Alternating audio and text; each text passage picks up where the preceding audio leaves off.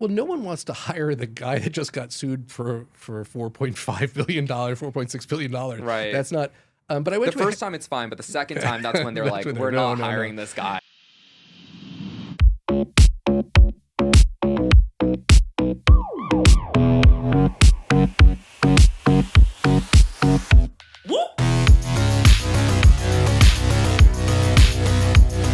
Hello, Delulu Essies, and welcome back to another episode of Delulu with Ryan Liu, and a very special welcome to today's guest. He is probably our most unexpected guest here on Delulu thus far, but regardless, we are very excited to have him. Please welcome Mr. David Maris of Wall Street Beats. Well, thank you for having me. But just to be clear, I was invited. I'm not that unexpected. Like, you did expect me to be here. No, you actually walked onto set and then asked to be a part of my show, and I said, I guess we have a free episode we could do. That is not true, but I'll go along with it. That's okay. fine. That's fine. That's what I was told. I don't know if someone lied to me. Well, Mr. David Maris, I would love to give a cute, quirky little intro about you. However, unfortunately, your career spans a lot of big girl words that I do not know. So I'm going to pass it to you. I know you do something very important and cool with stocks and finance. Sure. So I was the #1 rated pharmaceutical analyst for 6 years. I was number 2 or 3 for another dozen years.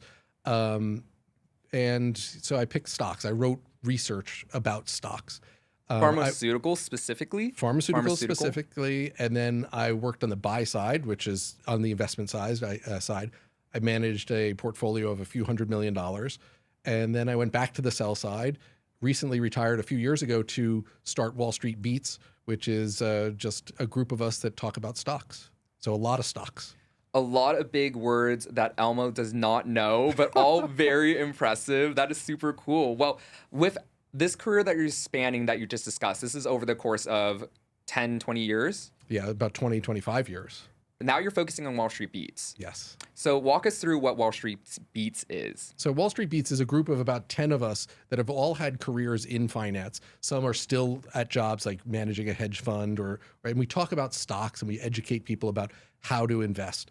We talk about, well, should you invest all at once? Which sectors? Since I do pharmaceuticals, I talk about healthcare stocks. Someone else who was the #1 ranked oil and gas analyst, he talks about oil and gas stocks. Someone else who worked at Fidelity talks about macro things. So you guys are well-versed. Yeah, so unlike a lot of other places where you don't know who you're getting, they're just somebody on a screen, we're experts that have had some level of high achievement in our fields. Also somebody on a screen. Yes, that's true too. But experts in your professions for that. Where you can look us up and you can see that, okay, we're not just saying it, we've done it. Right. And then it's a team of, you said 10 of you. Yes. And we talk about trades that we're actually doing. We're not talking about, okay, this is theoretically what we could be doing. Okay, awesome. Well, David, before you asked to come to set when you walked onto set and I wanted to be on the show, we actually did meet prior in New York City. I was in New York. I haven't been in New York in, I want to say years since I lived in New York. I haven't been in New York, and that was my first time back. And I met David at a press event that we were doing for Passes, which is the platform that we were both creators on. Yeah. And it was a great introduction, great meeting you. And that's really what spurred this. So. Oh my gosh, absolutely. And being able to talk to you there and like getting to know you, it was so unexpected to me because I was familiar with Wall Street Beats, of course. You're all over Passes, but I didn't know, more or enough about it. And then you talked to me about it, and you talked to me about your own journey with it, and then also how you ended up on Passes, how I ended up on Passes, and we chit-chatted about it. It was really lovely. Yeah, it's funny when you meet someone who's outside of your circle.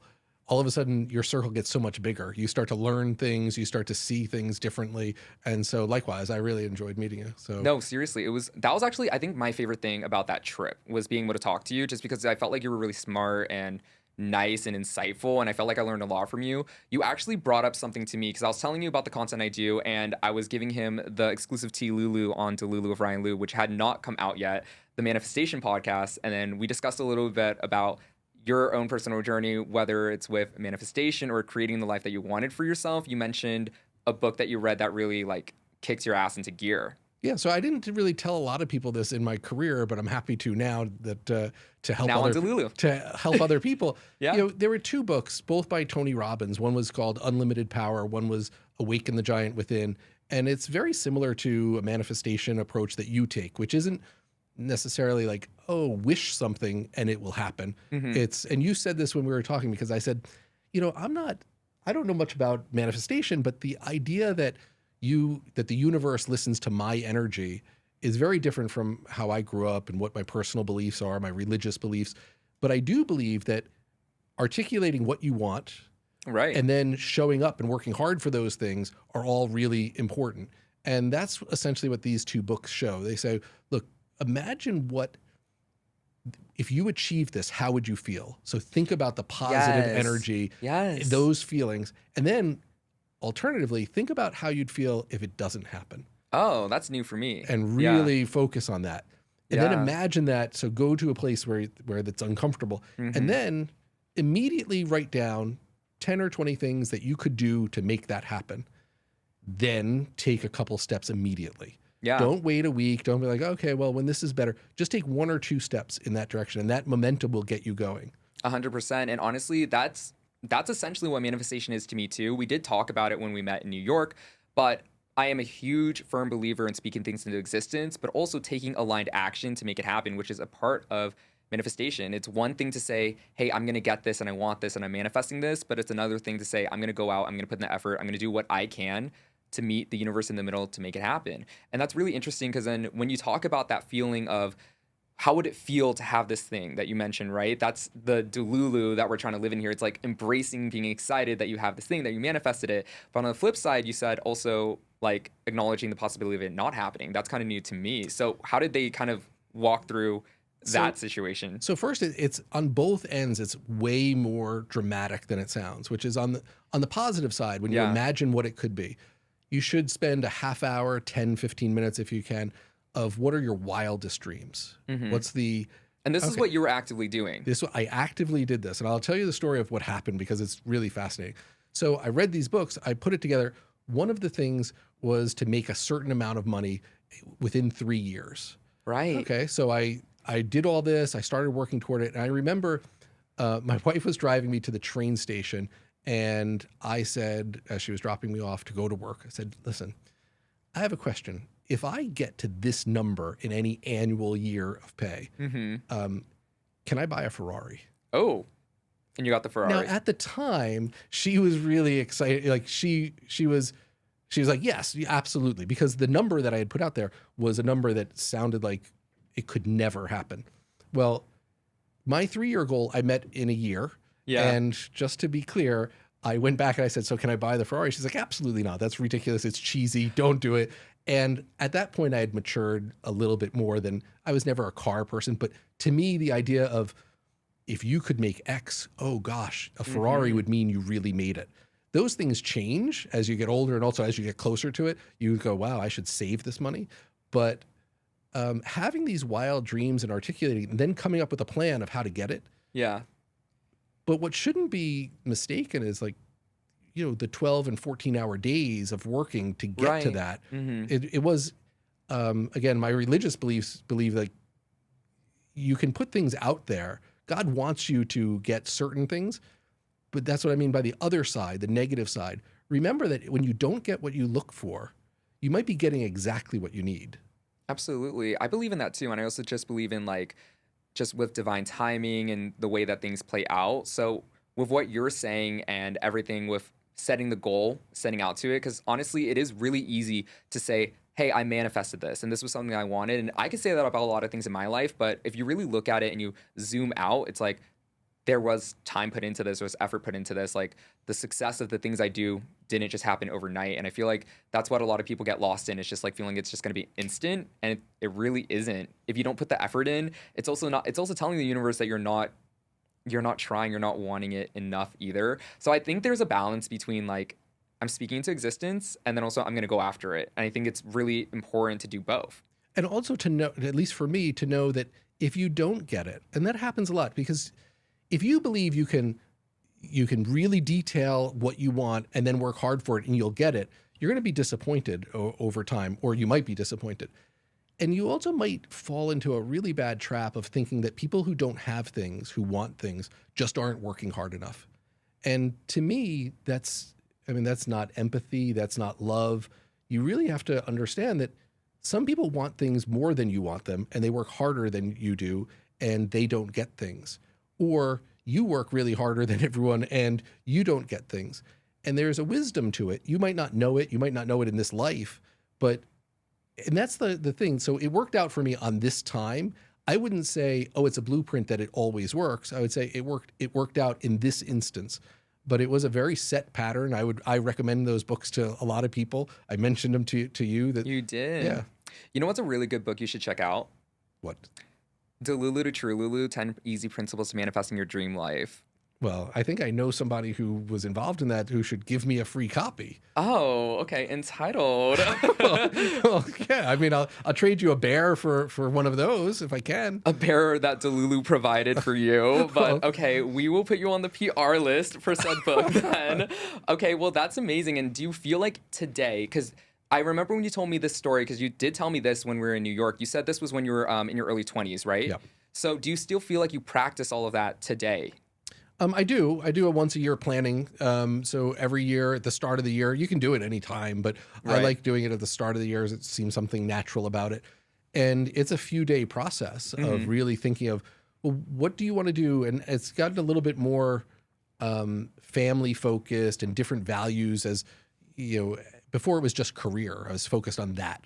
Now it's like, how do I want to spend my time during this year? I have a lot of brothers and sisters. How do I want to see each one of them? How can I The intention help? shifted. Yeah. And so I think that's important to do on a periodic basis of whether it's once a year or every half year.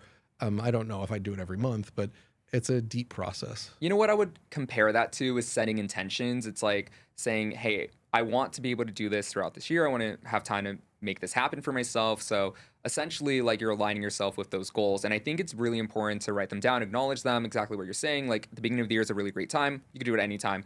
But then when you say, like, I want to do this, like, it's also a mental thing where you connect yourself into, like, going into it and, like, saying, okay, we're going to make it happen now, right? Yeah. And don't be afraid if things change, don't be afraid to change with them. Right. But also don't change just because, you know what, this came up, that came. If it's an important goal, really push for it. But I think a lot of people get caught up on, I'm going to climb this mountain and that's what I'm going to do. And then they don't. And they're so hard on themselves. And, you know, if you don't achieve something that you shot for, it's okay if you worked for it. If you didn't work for it and you feel bad, yeah, you probably should feel kind of bad, unless there was other circumstances. That's so interesting. I think when it comes to, like, me and, like, my level of expectations, I have super high expectations with the things I want. And if I don't have them met, I am super deeply disappointed. But then I also feel like it just motivates me to push harder or go harder or make it happen for myself. You know, it's like redirection. So when I was first ranked #1, I get the magazine sends it to you. And actually the bank finds out and they tell you. And the difference between being #1 and being number, say, 5 is like 10 times the pay. So being #1 is really important in the industry that I was in. Probably in every industry. Being the #1 tennis player is a lot better than being the number 10 tennis player. Right. They're probably both pretty great. In investment We're trying to be banking, #1. Yeah. So being #1, actually, if that's what you're shooting for. So you find out and it's great. I immediately look to how close was #2. Oh my gosh, I do that too. Yeah. And I noticed #2 was more than 50% away. Now that's where you send your brain good and bad signals. So I was a little happy. The first year was the happiest I was in getting #1. Okay. The second year, I was like, okay, great. I knew that would happen. Like it was like more conditioned. You had more of that expectation. You already done it. And then I'd look to see how close was #2. And it actually widened in the first few years. I was like, okay, this is pretty good. This is great. In one year, it was really narrow. And I was like, oh, I was anxious about it. Meanwhile, I was #1. So you also have to take your wins and be pretty happy about it. But that's where revisiting these goals that you have, like, okay, your goal was to do well. Right. Now, why are you making yourself miserable for this? Oh, that's so insightful. I feel that way too. I'm really competitive just in general, like with everything around me, but I'm also extremely competitive with myself. Like, I have those goals, and when I hit them, I feel like it's never enough for me. And I'm like, okay, now I need to do the next goal. Now I need to do it bigger. Now I have to do it better. So I think that part is actually fun and can be very healthy. Where You I think thought it was, so? I think so in some parts. Okay. But there's a common phrase that comparison's the thief of joy. Oh, yes. And if you compare yourself to others, you don't know. You know what? There were, and this was only later in my career that I realized this. There were a lot of people who were at number one who were at smaller banks. And if you're at a small bank trying to be number one, it's sort of like if you were a pop star and you're going to be number one. Well, if you're on an indie label, guess what? It's going to be really hard for you to become number one. That is such a great comparison. Like literally, I have been reflecting on that so much, not even just in the pop star way, but it's exactly that.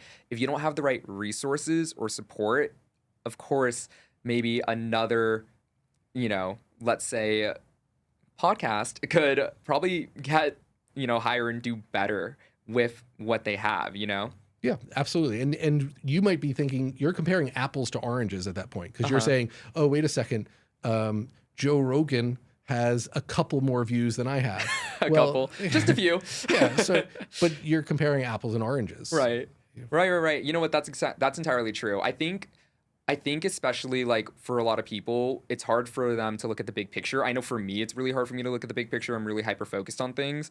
But when you zoom out like that and it's just like, it's not comparable, exactly what you said, then I feel like that's more reassuring. Well, I've learned it in my career is that you don't know what other people, why this person went from number 2 to number 10. You go, oh, wow, they dropped off. It must be really bad research. And then you find out, oh, no, they had a sick parent. Oh, that's so terrifying because like as a content creator, all my numbers are so public and out there. And I always feel that way where I'm like, if I'm not performing to my standard or up to par of what I expect for myself, I'm fearful that people are going to interpret me like that. And then it makes me feel bad. It makes me look bad. And then it really gets in my head about my content and what I do. Yeah, so I worked at a hedge fund that for a while, what they would do is every month put up the monthly performance by portfolio manager, and they would post it. You'd get it sent to you, but it would also be posted. And there's lots of reasons that someone might underperform, right? Maybe their sector that they were investing in, all of a sudden the price of oil dropped and all of the stocks that they liked fell by a lot. Well, it would look like they're doing horribly, but why are you comparing against somebody who does healthcare where their sector was doing well? And so as long as you remember that, listen, I'm racing my race, I'm fighting my fight, I can't be compared. There's no comparison to me. Really great mindset. So they would post it publicly for all of you to see how things are performing. Yeah.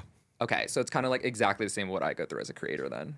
Well, if it were down, by the way, if you were negative, like if you were down for the month, which I'm you'd never. be in red. You'd be in red and not green. And I always thought that was I've never kind of, seen that color. Yeah. I was like, wow, this is not good. So oh my gosh, harsh. It really was. That's so brutal. Why would they do that? Would it motivate people to like work harder? I don't think it makes anyone work harder. I do think though it gets you to the mindset of I really have to focus on what am I doing wrong? Why didn't this work out? Is it my stock picking? Is it not? But it's sort of like red pen on a teacher's paper. Did that motivate you that it's in red? Red looks like blood. Red looks like anger. You could do it in green. You could do it in blue. But there's something about red pen that just never sat right with me. It's like an authoritative thing. I didn't like it. So right, absolutely. I think it's also like a psychological thing. It stands out too. So it's like right there in your face. Well, you have discussed like obviously being number one. And congratulations, but you've been through a lot of turbulence as well within your own life. My co-writer and I were researching, and we've seen that you have been sued by, this is a big word for e.mo, big pharmaceutical. Yeah. Yes. And this was by BioVale. Yes. Because you were a whistleblower and a bank institution had fired you. Yeah. So can you tell us about that? Yeah. So, and this goes actually to the idea of you don't know what people go through. So I wrote a report, and the company really didn't like the report. So on Wall Street, a lot of people say buy this, buy this. Very few people say sell, and part of the reason is that banks make a lot of money when they do deals, and if you are an analyst and you say sell, that company won't do a deal with your bank. I've never seen a company do a deal with a bank where someone had a oh my God, it's like sell so rating. unheard of. Yeah. So I wrote sell on a company, and the company really didn't like it. I said that they missed their earnings for a very specific reason. That they said they had a car accident or a truck accident. It was like a dog ate my homework type of thing. They said, we're going to miss our revenue numbers because a truck turned over. Got you. And it really did turn over, but I interviewed people who were there who said there was nothing on the truck, really not a lot on the truck. So I wrote this report, had a lot of other detail. I put out the report. The stock actually went up that week. So as number one and as powerful as in my mind I might have thought I was, it actually didn't have the effect that that many people remember it. This is still a very famous report. They eventually, about a year later, sued me as they were being investigated by the SEC. They sued me and a few others for $4.6 billion. Billion with a B? Yeah. So no analyst has ever been sued by an issuer for more than $1 billion. Did you like shit your pants? Well, I make the joke that, the first 4.6 billion I figured I'd cover, but a few days later or a week later, I was sued in a class action lawsuit for another 4.6 billion. And that was really painful. But no, the real, I knew I was right. Yeah. And I didn't do anything wrong. Right. So I was more indignant, and I was more like, how could they do this? My bank, the bank that I worked for, immediately put out a press release that said, we stand behind David. He's number one. He's been number one for a bunch of years. We stand by his research. If anyone ever says, hey, I stand by you, that means you should start looking for another job. That means they're legally required to say this, and they're really upset. And so within about a month, I was fired. Did you see that coming? I will say I didn't see it coming until a couple days beforehand. A friend of mine who knew what was happening said, be really careful, they're going to fire you. Oh, shit. And I give him, I've never thanked him about it, but he could have been fired for telling me that. And he was just a dear friend for doing it. I couldn't do anything about it. Years later, someone explained to me that, you can have a disagreement. I think that the bank and I probably disagree on why it was, but someone explained to me that they believe if I had gone into a court case and said, yes, the bank made me write these bad things about this company, they'd be on the hook for billions. And so it was convenient to get me out of the way while this was all litigated. Either way, it was a really good lesson for me, because at that time, I was really thinking number one was my identity. And we've talked about you put a lot of steam into that. Yeah, and we talked a lot about that, and that's great. But the biggest lesson that I got out of it, they told all of the people that I worked with, some of them were really good friends, don't talk to them. This is part of active litigation. If you talk to them, you might be dragged into this. Don't do it. And so some dear friends of mine who I helped get jobs with me, who I can say I actually helped get them rich, just stopped talking to me. Oh, really? Yeah. I mean, and how do you feel about that? It's like, it's business, right? But then it's like loyalty, friendship. Like, I view it as everyone has a decision to make of the person they want to be. I would never do that. Two people didn't, and I'm still friends with them. The other people, most of which I've only talked to once since then, in 20 years or 15 years. And it's not that I wouldn't talk to them. I mean, because I don't think carrying grudges and anger is really great. But I tell you that because in your life, you can manifest a lot of things, and you can wish things, and but you'll find out that people disappoint you. So that's Delulu. Delulu. Well, we're gonna send your two besties that had your back a Delulu hat as a thank you. Yeah, they'll say, wait a second. So I had your back, and I got a hat. Yeah, that's more than I've gotten in the last 15 years. So thank you. Yes. Oh my God, we got them covered, and they could wear the Delulu hat proudly. Available in my pasta store. But it's interesting because I'll send them to your pasta store to pay for it rather than, because they should. I don't think you should get extra credit for doing what's right. Interesting. Like, it's nice, and I'm a big gift giver. Well, all right. Well, okay. So I'm taking this bear. Damn. So you can't claim to be a big gift giver and not like. I gave you two hats prior to the show. Big gift giver is two hats and a bear, but okay. Yes. But I don't. Three more gifts than you had before you entered my set. That's true, but I would have stolen a couple anyway.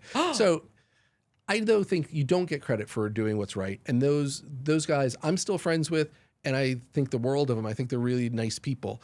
The others, I just think that they were, protecting themselves and protecting what they think was their money. So do you take it personally then? No, I put it more on them of like, hey, listen, and that goes back to the idea of you don't know what's going on with people. I don't know. Maybe they weren't raised well. Maybe they had such big bills that they were afraid that if they got into a lawsuit and somehow got in trouble, that they wouldn't ever work again. Yeah. That could be scary dairy. I can't be responsible for how they feel. I just know that that's not how I would act, and that's not how I'd want my children to act. And I expected more out of friends, but everyone has a choice. Well, that was like, you said 15, 20 years ago now? Yeah, about 15 years ago. So what was the outcome of this lawsuit? Oh, so it's interesting because a Harvard Business School case has been written about, and I teach it every year at Harvard. Right, I attend it. Okay, well, you should next year. It's every April. So. I'm a Harvard student. So yes, I would go. I actually did it at another university. Other schools teach it. No one's been smart enough to ask me to come because I'm more than happy to teach the class. But I explained that the lawsuit was thrown out. New York Times wrote a thing of how I was totally vindicated, that the CEO had to resign and not be part of a public company for, I think it was 3 years. They had to pay fines to the SEC, to the Canadian Stock Exchange. And you know what? I was right. I was vindicated. But whistleblowers don't win out, whether a tobacco whistleblower, any sort of whistleblower. You don't win out in the long run, but you do it because it's the right thing to do. Did you expect to lose that? No. The whole time. But the whole time I knew I was right. I knew that this, I will say though, during part of this, I did something that it's important to tell you this. So afterwards, during the middle of all this, I went to see my priest, and I don't go to church enough, I'm sad to say, that he recognized me when I went to see him, but he didn't. He's like, who are you? But I said, look, I want to pray for justice because, they have a lot of my money and this is my, and he said, I'm glad you said pray for justice because there is no justice in this world. Sometimes there is, but let's just be clear. You didn't say you want to pray for money and winning. But you said, today someone's going to be born with a birth defect, and someone's going to go to jail who didn't do what they're accused of. And he went through a list of things. And I was never, in my entire life, I've never been more humbled because I actually was going to say, hey, can we pray for my winning? Like, I want to win this. And what he said was exactly what I needed to hear, which is don't think that just because you wish for something that you're going to get it. You're not that special. You're special. He didn't say these words, but you're special, but be humbled knowing that the world doesn't work out that way. So it was the best lesson I've ever learned. Like being told you ain't shit by a priest. Well, I would say more like, listen, you think you're doing something righteous by praying, but what you're doing is trying to win and understand. And so the reason I mentioned the teaching the course is because at the end, I always say the same thing, which is I would do it 100 times over, even though it was really painful. They had private eyes following, not when I say they, the other company, following my wife and kids around, following me around, just trying to antagonize us. And now they would say it wasn't trying to antagonize, it was just trying to monitor you. So I'll say different people can have differences of that. I thought it was antagonistic, but yeah, that's like intimidating. But so I would do it 10 times over again because it's the right thing to do.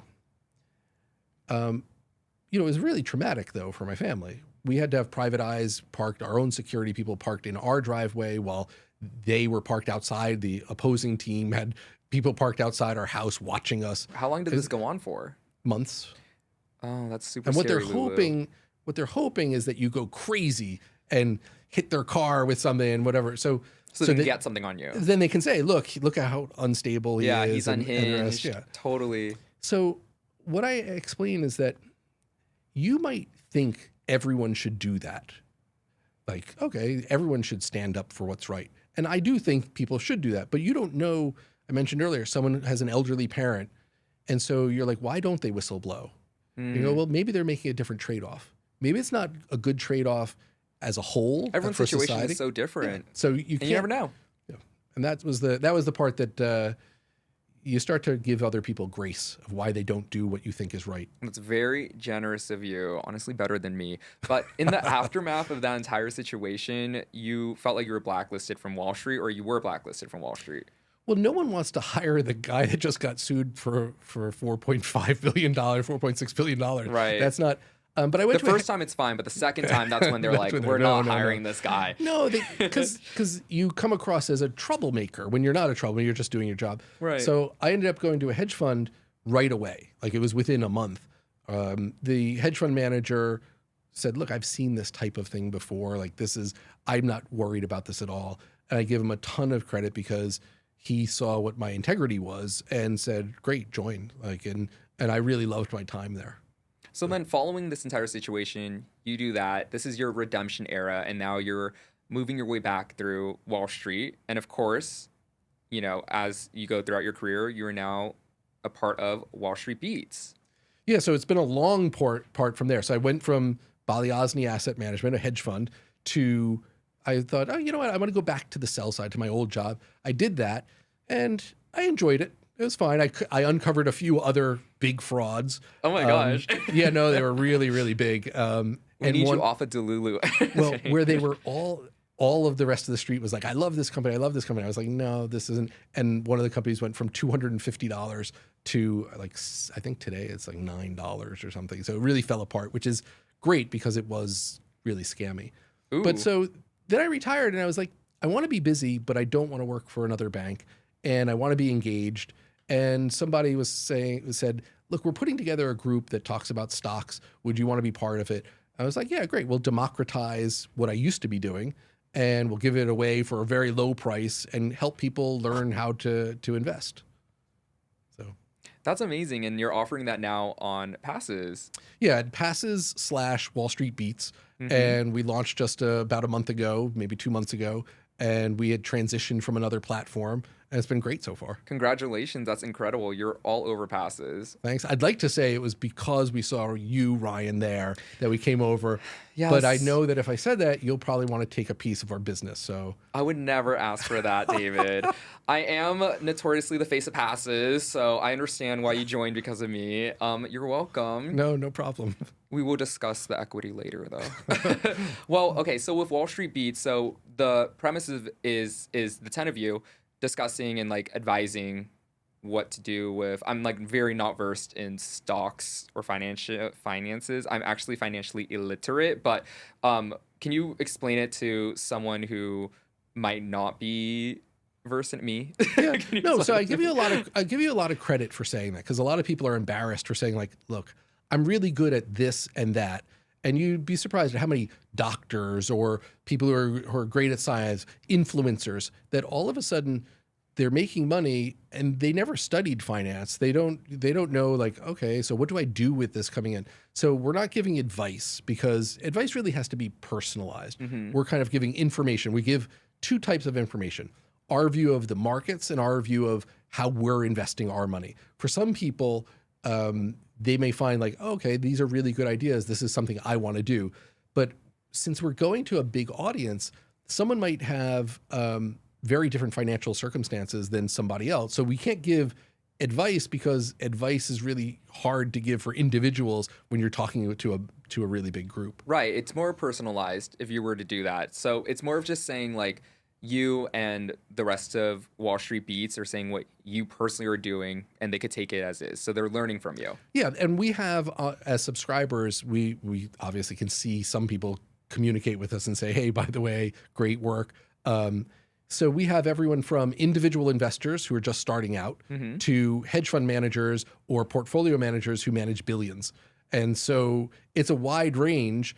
And they all seem to be getting something out of it. That's amazing. And the intention of this is, for the people who are part of Wall Street Beats, outside of the 10 of you, but your subscribers, the people who are members of that, they can get the advice that they need so they can start generating money. Yeah, so we want everybody who can to invest. First, we want people to know that the best way to build wealth is slow and steady, Right. and to have the tools to think about that. So for sophisticated investors, here are individual stock ideas that we're looking at. Right. For beginning investors, we want to explain, okay, how do you set up an account? What other things, when you're thinking about bonds, what is a bond? A lot of people don't even know what a stock is. Or Yeah. I ran into someone the other day, no, they said, look, I said, oh, the market's down. I'm not in such a great mood. And they were like, okay, for whatever that means. I said, what do you mean? And they said, well, I don't know what that means. I said, okay, well, it's the stock market. So it's a bunch of stocks and the market went down. They go, okay, I understand the words you're saying. And so I explained, well, a stock is like a piece of a company, like a slice of a pizza. Okay. And so you split it up a million ways. Right. And then you own that little piece of a company. If you bought the entire pizza, you'd own the company. Okay. Okay, so now that you own that stock, the stock goes up if the company does better. Yes. Okay, if the company does worse, guess what? Your slice of pizza is not worth it as much. Now, unlike a pizza, your stock doesn't expire. Like you don't have to consume it. But when you have that stock, you are investing in that stock. you're investing in that company. For some people, Okay, yes. for some people, okay, I want to own one share of Coca-Cola or one share of Google. Other people say, okay, well, I want to own a big group of them because I can't pick individuals. So that's called an index fund. So we try to explain to people what the different approaches are, but don't be embarrassed of, listen, I just don't know that. Because if I went to an expert in social media and I said, hey, Ryan, tell me, how do I do exactly what you do? You'd be like, well, look, finance, I don't have enough time. trust fund, 6'5", blue eyes. Yeah, well, it is great. One way to build wealth is to start with a trust fund.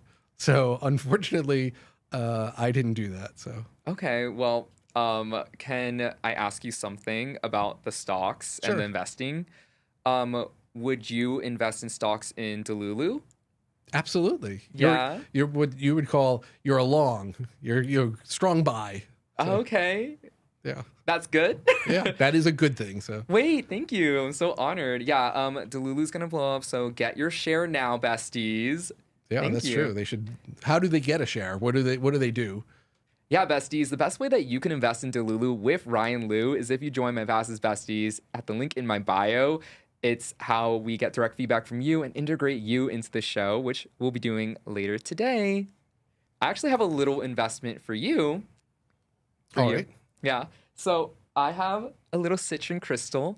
This is, if you're not watching on the Spotify exclusive version, video version of the show, this is a citron. It is considered the merchant stone, and it helps you manifest money. Awesome. Well, I can always use that. So Yes. I'll let you know how it works out. Okay, perfect. Now, if we're keeping count here, that is 4 gifts now for David Maris, who said I'm not a gift giver. You know, the problem with this is after this, every other guest is going to expect at least 4. So you've set yourself up for trouble.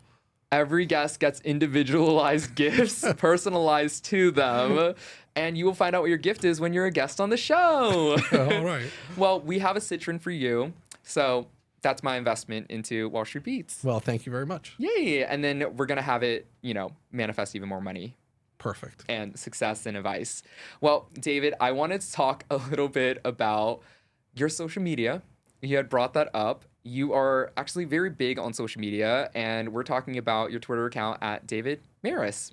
Yeah, I would love for people to sign up. I mostly talk about drug stocks and the healthcare industry and I have a lot the of market. questions about your tweets. It's just because I'm not used to seeing it or understanding it. Yeah, You know but what I mean? talk about a lot of other stuff too. So shoot away. Okay, let's get into it. So we're gonna talk about some tweets that you had tweeted, and I would love it if you can explain them to me, just as someone who's not versed in any of this. It would help. And then if you can explain it to the bestie Lulus as well. Our first tweet is from @David Maris, and the tweet says, "The problem with social media is that any clown with a microphone can pretend to be an expert about the stock market or anything for that matter, and it includes a cute little picture of a clown." Yeah. Can we talk about this? What does this tweet mean? Who's Okay, the clown so with the microphone? It's absolutely not directed at you because you have 2 microphones. You're Right. Okay. A Clarifying. plethora of microphones. Right. No, I was looking at one of our competitors, and they're way more, active on social media, and they have a lot of subscribers, but their analysts have, from what I can tell, no real background, no real expertise in finance. They haven't achieved what our team has achieved. And some of their advice, I think, is dangerous to follow. Now, they may be cheaper than we are, and they may be more accessible in some ways. That doesn't make them better. No, and that's who I was directing it. It was very targeted. I don't think the person knows that I was targeting them. Right. Internally, our team knows exactly who I was targeting. Oh my God, yes. And it was really, you say you're competitive. I was more like trying to call them out as like, Did up they your see game. that tweet? They didn't say anything about it, but. Do you personally know them? No, I don't. No. In fact, I watched one of their shows. They said, "Oh, here's a free preview." I watched the show, and it was really bad advice. Right. Everyone who knows me knows integrity. I faced down a $4 billion lawsuit. Integrity is something I would never give up. If Wall Street Beats is a wild success, or if it's not gonna. I can't buy another steak with it. It's not gonna change anything in my life of what I do. But I don't stand for people trying to cheat other people. Right. Absolutely. And that's something that you definitely don't want to, encourage either, especially with what you're doing, because this is people's money, and this is like people's what they're investing in. It's a big deal. If they were doing it for free, I'd be like, okay, well, you still could be harmful. I still think it's very harmful. And that's why I think people who watch these, that's why I say there are clowns. And what I was really saying is, take a look at whoever you're listening to, if it's financial, social media, and say, well, what do they know? Like, what experience do they have? And even if they have a lot of experience, also be a little bit cautious, because they may be promoting something that they're getting paid on. So you know what? Instead of watching their show, what would you recommend instead? Read a few books. Right. A lot of people. Any specific books?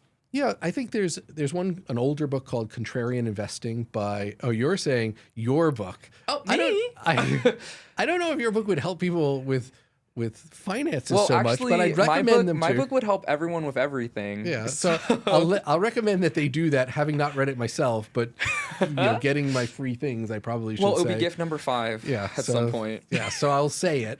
But I think financial books, it's more of starting to look at things that it takes work, right? To be good at anything. So Susie Orman, she has a bunch of books. She's very, very famous. Her advice is actually very solid. It's not always the most palatable, because she tells people on her show and no, you can't afford that. But oh my God. So she's like an acquired taste of a person, you would say?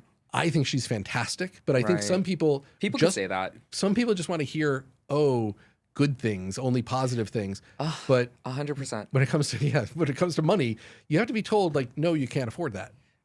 I got that. Yeah. Oh, yeah.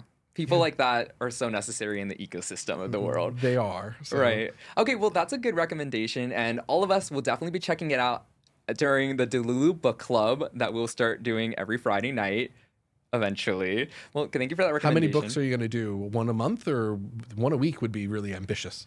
Okay, I'm thinking we're going to start with Delulu to Trululu, 10 Easy Principles of Manifesting Your Dream Life weekly, and then we'll start integrating, the book that you recommended as well. Oh, that'd be great. Is that a good system, do you think? I think once a month I think anything more is a little ambitious for most people in their schedules. Right. We're all too busy listening to Delulu, Fry, and Lou on Spotify and rating it 5 stars. So, yeah, we're just going to try to figure it out to make it natural into everyone's routine. We're working on it. All right. Good. Well, let's get into another tweet, Lulu, that you have said. My co-writer did a deep I'm afraid dive on at David Maris. So we need to start here. It's a quoted tweet. His initial tweet was from 2021. David said, "Space tourism is like burning orangutans to cook Kobe steaks. It is environmentally, sorry, big word for Elmo, disastrous just to feed the curiosity of the extremely wealthy. Actually worse, since orangutans don't explode and kill everyone at dinner." Very intense, strong opinion tweet. And we actually have a follow-up to this tweet in 2025. Miss Katy Perry catching a stray. We have, "I stand by this, and I'm happy to see the backlash of at Katy Perry at all trip. To say you care about the Earth while going to space for a joyride or running a 400-foot yacht is hypocrisy. What did this mean, David? Yeah, so, Richard Branson, billionaire, says he cares about the planet, but he started a company called Space something or another, Virgin Galactic, and its stock symbol was space. And it's ridiculous because we all know what it looks like, and the singular experience of someone going up and saying, "Oh, it changed my life," they're not going to come back and change the world with that perspective. So it really is just joyriding. Now, you could say that, by the way, about people going from here to, Venice to check out the canals. You could say that, but the physics around space travel and lifting a rocket off the ground versus an airplane, it's not even an order of magnitude difference in carbon footprint. So, yeah, what I meant by it is everyone wants to say, let's save the orangutans, but here's a simple thing. Let's not fly people up to space. And the reason I mentioned Katy Perry recently, because she got so much negative feedback for her ridiculous holding a flower, promoting an album or a new release while she's up in space. And maybe, again, I'm not a believer in karma, but maybe the idea that your concerts aren't selling out now. Ooh. Well, it's because the culture's moved on from performative ethics of, oh, I care about the planet. You don't care about the planet if you're going to take a Call trip. her out. Yeah. And Shady so Lulu. she's an amazing pop star, amazing at what she used to do. Oh. Well, I mean, she still does, but be honest. How many people do you know are like, oh, Katy Perry's in town? Oh, crickets. Oh. Yeah, I mean, it's just, again, amazing. Her greatest hits are probably all great, all songs you recognize. And, at a wedding, people will stand up and dance. But they do the same thing to Cotton Eye Joe. And I don't know if I would say, like, oh, I'm going to stand behind whatever band that did that. So mostly I was just saying, space tourism is really bad for the planet. And you can't care for the planet and still say, oh, let's go to space. And you feel like it's justified that she got the backlash for it then? Well, I don't like, to be fair. What if she's in a place where she needed to do said thing? Yeah, maybe her label told her to do it. Maybe she didn't have really good guidance. Someone didn't, I've thought long and hard about the science around this. Maybe she hasn't had the time to do that. She's just like, hey, Jeff Bezos says free trip to, and the proximity of going up with Jeff Bezos's fiance, you know what, that pays a lot of dividends too, the proximity of wealth. That's not how I live my life, but maybe. So I don't think the backlash, honestly, is, especially the personal attacks on her. We've all seen the memes of her at her concert, and you'll probably insert it here or something, or dancing around. We don't have enough of a budget for that, so well, we're gonna believe you. It's just, I think that's more embarrassing. I think personal attacks really have no place for anything, but you should be called out for, well, how are you acting? You're a public figure. Absolutely. Would you be mad at me if I went to space?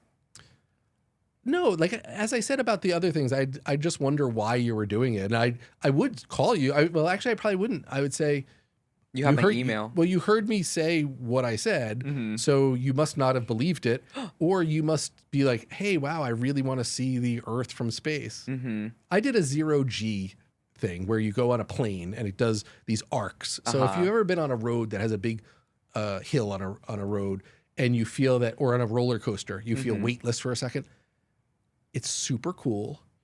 It's exactly what you would think it is. It didn't change my life at all. I didn't come back and think, oh my God, I should really try to save like it was a joyride. A younger me did that without thinking. I wouldn't do it now. Do you feel like when you reflect on that, do you regret that because you feel so strongly about the space tourism? Yeah, I kind of regret it. Really? So but you have to give yourself grace because you were in a different place, I was in a different place, and I won it in a charity auction.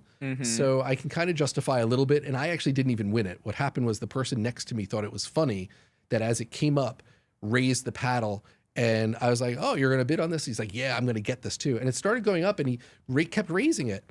And then so after he won it, they go, oh, paddle, whatever, 136 has won this thing. I go, that's my paddle. And he thought it was hilarious. Oh, he prank Lulu'd you. Yeah, but it was for charity, and he's a good friend of mine. I never sat next to him again at a charity thing, but He's not getting a Delulu hat. it wasn't so expensive that it was like, oh my gosh, it set me back or anything.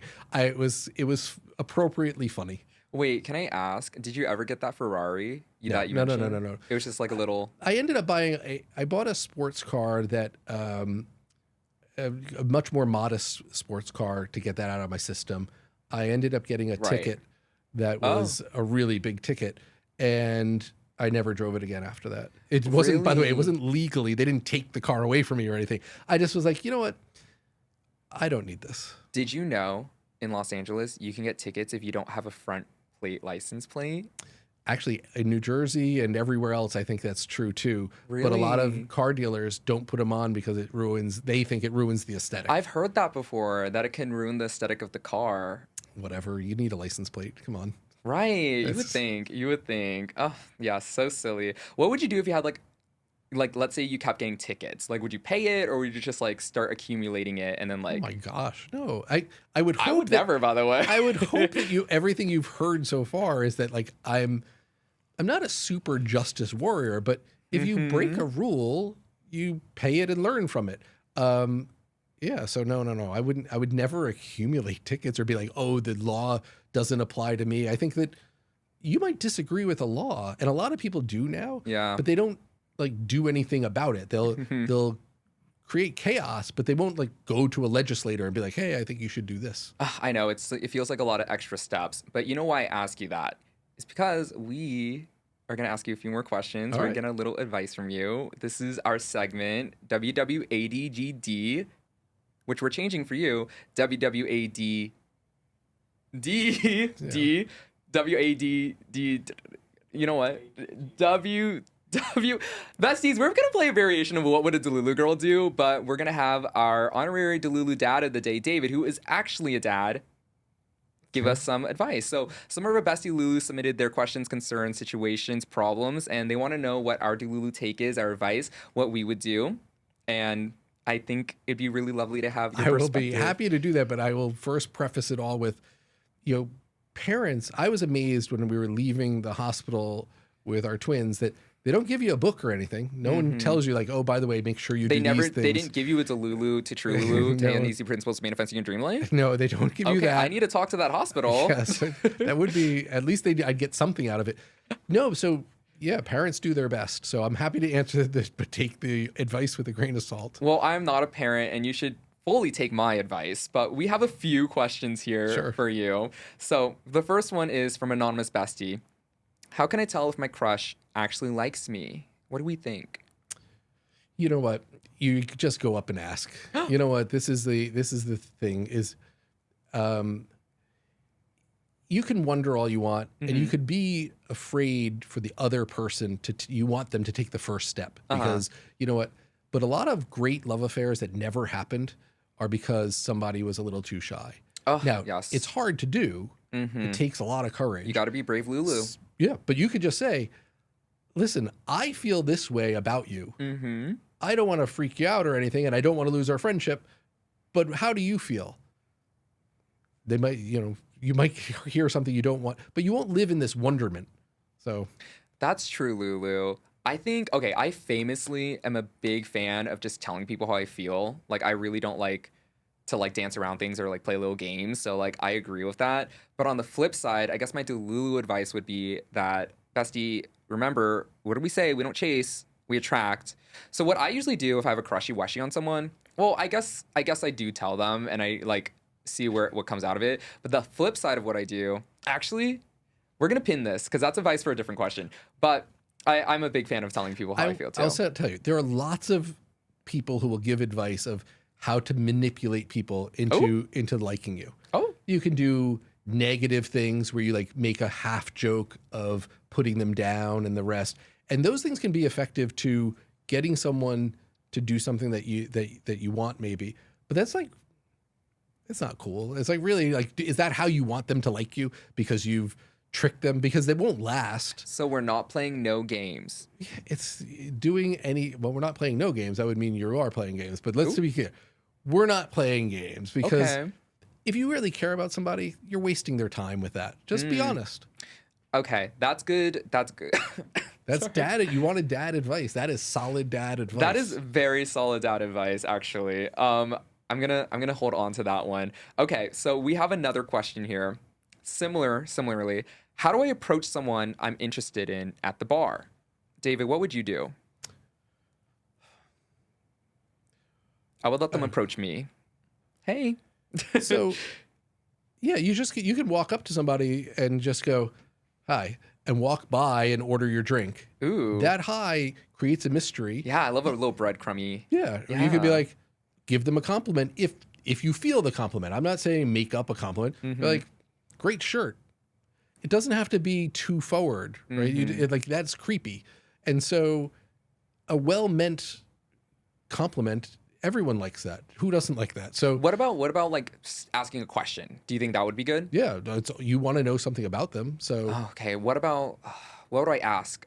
Okay, if I was approaching someone at the bar, tell me if you think this is good or not, okay? If I was to approach someone at the bar, I was interested in them, I would go up to them and be like, hi, nice shirt. How do you feel about Katy Perry going to space for 11 minutes and then showing Lil Daisy on the screen? Would that be good? this is the look you'd probably get. Fine. And then they'd walk away. David, I was coming up to you at the bar. Yeah. You would have had a very Oh no, I definitely would have. I would have had a whole thing. But it's my days of going to bars are long over. I've been married for 30 years, so no, I'm not gonna. I'd be like, wow, you've been reading my tweets. That's creepy. That's strange. I'd run the other way or something. Yes, But no, one might think it's very creepy to do a deep dive on the tweets. no, not to do a deep dive on the tweets, but at a bar to have like a file on somebody. Yeah, that's. Well, it's a different time. It's a different time, David. Okay. Yeah. Well, I guess what I actually do if I'm interested in someone, if I'm at a club or a bar, I usually completely ignore them, don't even look at them, don't look in their direction. And in my head, I just repeat over and over again, please talk to me, please talk to me, please talk to me. And I will say it has worked, I want to say maybe 100% of the time. It could be because I'm a cutie patootie, to be honest. But I also think that I'm manifesting them to. Do you have a speak to me. sign that says "talk to me" or something? I guess it's just like the dimples in the face, and it's just like, I don't know, I'm like super cute or whatever. So like they're talking to me, or it could be the manifestation thing. Yeah, I think it's better to just be direct, or look at them and be like, hi, and then keep talking to your friends. But I'm shy Lulu. All right, well, then you'd have to deal with what you have. Well, they're gonna come up to me either way, period. Okay, so we have another one. How do I ghost someone I was talking to because my ex came back? Don't. I mean, ghosting is something. I'm glad I never grew up with that in at all, because that is psychologically so damaging. And I spoke to someone recently at the event that we were at, a young woman who lives in New York, and she says it's super common. She's on the dating apps. It happens all the time. Brit? I'm not going to say who. Oh. So, Sorry. so, well, I think I talked to her too. so she and her colleague are on the dating apps, and they've gone on dates, and more than one date, and then the person just stops responding. Some of them actually turned out to be married. So, yeah, do I think that the culture is something really messed up of how difficult it is to say, hey, I really enjoyed our couple dates. I want to tell you, my ex and I are getting back together. Really sorry if that comes as a disappointment, but you know, that's maturity. That's like, oh, okay. It gives the person closure on, oh, okay, it's not that they hate me. It's not that I said something wrong. It's that, okay, well, they want to try it again with someone they love. Okay, that makes sense. Yes, it's mature, it's communicating, and it's letting them know that it's not even personal to them. So it's like letting them down easy. It's being very gentle about it. I think the only okay time to ghost someone is if you're concerned for your safety. Right. Ugh, been there.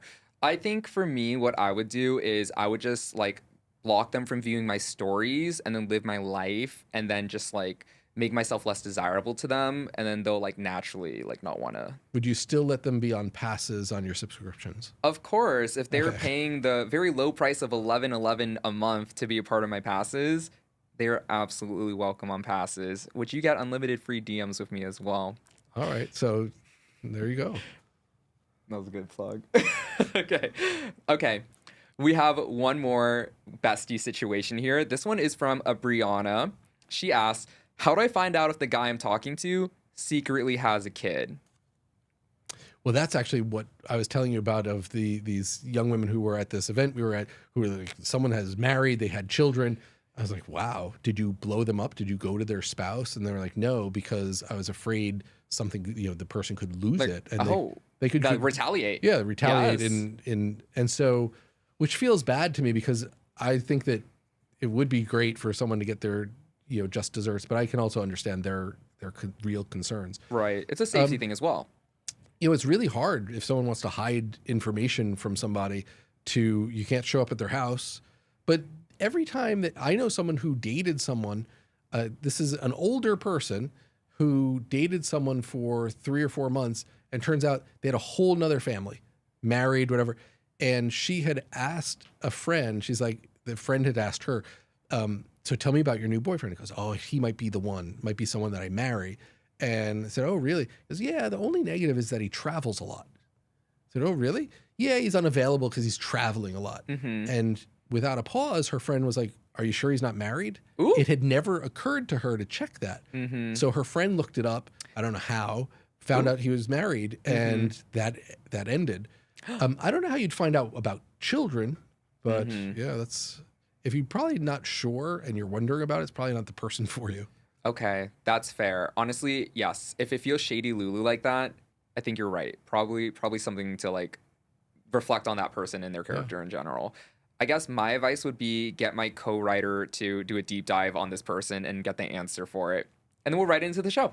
Yeah. Well, thank you. That was WWADDD. WWADD. And you know what? That was really good Delulu advice that you gave. And not even Delulu advice, just advice in general. Obviously, with the state of the world right now, the country and everything that we have going on, it is chaotic. There's a lot of unrest. Do you have any advice for any bestie Lulus who might be listening, who might need reassurance or any affirmations or anything that you might want to say to anyone? So it doesn't feel that way, but we are in the safest time we've ever been in. So if you look through history, so we're actually really safe. Now, year to year, it fluctuates a little bit, and that doesn't help with anxiety, right? Because the news feeds you what they want you to hear. Right. And I think that's been great for the last few years. We start to come to understand algorithms a little better, that, oh, if you're worried about things, you watch news more often. You watch news more often, you watch more commercials. Okay, great. Just realize that they want you to think that. But I've seen so many good things happen. I saw on the way here, I was in line for a flight, and a woman walked up behind me and said, my flight leaves in a few minutes. Can I cut in front of you? This is before the TSA. She's probably going to miss her flight anyway. But I was like, yeah, no problem. There were 30 people that all said, sure, no problem. Oh, and that's really nice. And you just go, okay, that's not, Nobel Peace Prize type like charity. Right. It won't be reported on Delulu Daily. Everyone did it without a pause. No one was arguing. No one said, well, how much longer do you have or whatever. Right. And so the world is actually a very kind place. When it doesn't feel that way, I really think that people need to either get therapy or get some sort of resource to talk to someone about, even if it's a friend, great. But if you want professional, like, hey, tools to go through these things, you're really better off talking to someone who's been trained in that, who can help you realize, like, okay, and by the way, you may be going through trauma yourself that really is bad, and you do need someone to talk to. It's not that affordable. It's not that easy for everyone, and I understand that. But yeah, you asked what advice I'd give. I'd say find somebody that can help you navigate your anxiety about things. Yeah, and then also being able to talk about it is so healing as well. Like, honestly, I know for me, when I'm feeling anxious, if I'm able to, like, chit chat or rant about it, it does really make me feel better. I need to see my therapist soon. Well, it's funny because in investing, it's a lot of times you'll have things completely wrong and things will be going against you. And if you don't have a community to talk to of people who've traded stocks or whatever, you feel really alone. Like, oh. And so calling friends who are trading similar stocks, and you can go, gosh, guess what? I was down this much this month. And they go, okay, but you've been up before. You know this happens. The reassurance. It's nice to have that community. And a lot of people don't have that. So trying to find that out is actually is kind of a great step. I have that, thankfully, and I'm really grateful for it because I am a member of Wall Street Beats on passes, and having that community really reassures me, especially when I'm feeling anxious about my stock Lulus. Yeah, well, like I said, whether it's Wall Street Beats or someone else. But yeah, the news can be really upsetting. Just remember, you're not in danger right now. And so I think that's people, I don't want to say they overreact because they're really reacting, but you just have to find ways to deal with it. And I think professionals are really good at it. Well, thank you. That was really reassuring, honestly, especially knowing that it's not as bad as it seems or it feels, because I feel like it's so easy to catastrophize and have things be sensationalized, and that's actually really, really, really reassuring. Yeah, well, because remember, people have been arguing about politics and different countries and all sorts of these same arguments were going on 100 years ago. So it's not as though we've invented new things to worry about other than space travel. Well, you know what? I'm so happy that you were here, and you're here for a very special episode. This episode with David Maris of Wall Street Beats is actually our Pride episode, because you are a really big ally. I am. Okay, good, because our producer's homophobic. That's horrible to say. I know that he's not. Oh. You would never be around somebody who was. So let's not say that about him. When they're threatening me, I am. They're just threatening you for you, not because of any other reason. Okay, fair enough. Well, we did a lot of research on you, and you've been so exactly what you've been saying this entire time about having empathy. And, you had tweeted before about, like, being really empathetic towards the LGBTQ community, the queer community. And that's why we wanted you to be our Pride guest. Oh, well, I appreciate that. I didn't know that ahead of time. But no, I think that people need to know that there are allies that are outside of maybe their circle, to know that people love who they love. Right. And you can disagree on certain aspects, but you can't really, how can you disagree with that? And so I don't know, Brett, how can you? No, I mean, it's a I have people in my life that are lesbian, that are gay, people in my family, and I think that they're not defined by that, but they shouldn't be attacked for it. Right. And I think that people, they need to know. I will say, I think many in the straight community don't know how to be allies. They don't know, hey, what does it mean to be an ally? And I think, like, during Pride Month, to send out a tweet that says, by the way, I'm an ally, they don't think that that's going to do anything. So they're like, and will people think I'm just doing it because it shows us? No, it really means stuff to people. Like, it really means a lot. And so no, I'm surprised that you found that, but it's not that surprising because I put it on LinkedIn and I put it on Twitter. I don't think that people should be discriminated against for who they love at all. That post was right there in between the Katy Perry shade tweets. Yeah. Yeah, well, if I think that's the way more important tweet. Right. They could both exist. Yeah. And they both do exist. Well, the LinkedIn one, I would suggest people to go to the LinkedIn one. It's a little bit longer, but it really does explain that people live alone and they live afraid. And it's the number one reason for teen homelessness. There are lots of charities. And so while people think of, oh, well, I'm going to do this for charity, if they really want to be an ally, give to the Trevor Project, give to, there's one that does hiking for people who are out, who want to be outside hiking, but they are afraid because they perceive the outdoors community as not being helpful to LGBTQ. So there are lots of charities that you can actually do something. But if you don't have the money to do that, or you don't, just tweet something, say something, wear a shirt that says ally. Appear on a queer podcast. Yeah, well, you don't say that this is a queer podcast, but I'm happy to be here because of you. But I also think I'm glad you brought it up, because there are lots of people who suffer who aren't in cities or in communities that support gay rights. Thank you. Like, as someone who's also a really big ally to the queer community, it probably means a lot to them, for sure. Now, are you an ally to the straight community? Brett